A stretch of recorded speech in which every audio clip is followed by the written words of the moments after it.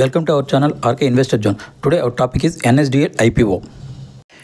ఇదే మొదటిసారి channel visit చేసినట్లయితే ప్లీజ్ సబ్స్క్రైబ్ ద ఛానల్.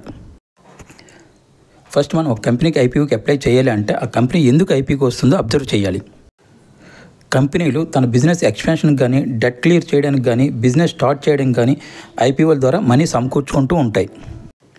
కానీ ఇప్పుడు ఎన్ఎస్డిఎల్ అనేది ఓఎఫ్ఎస్ రూపంలో 4,000 కోట్ల రూపాయలు ఐపీఓకి వస్తుంది. అసలు ఓఎఫ్ఎస్ అంటే ఏమిటో తెలుసుకుందాం.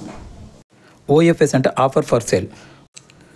అంటే సెబీ రూల్ ప్రకారం ఐపీఓకి వచ్చే కంపెనీలో ఇతర కంపెనీల వాటా 15% కంటే ఎక్కువ ఉండకూడదు.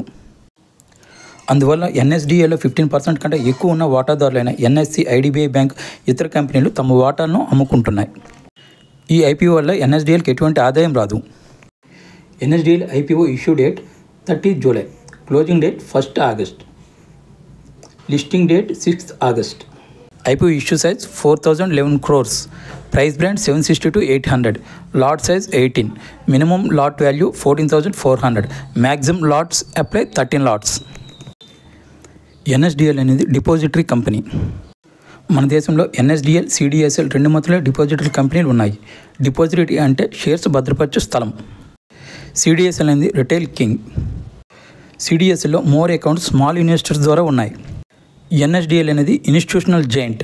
బిగ్ ఇన్వెస్టర్స్ అయిన మ్యూచువల్ ఫండ్స్, ఎఫ్ఐఎస్, డిఐఎస్ వంటి అకౌంట్స్ ఉన్నాయి. NSDL PE value 46 times, CDSL PE value 66 times. సిడిఎస్ఎల్తో పోలిస్తే లో వాల్యుయేషన్లో ఉన్నట్లు. ఈ వీడియో నచ్చితే లైక్ చేయండి, షేర్ చేయండి, సబ్స్క్రైబ్ చేయండి. Thank you very much.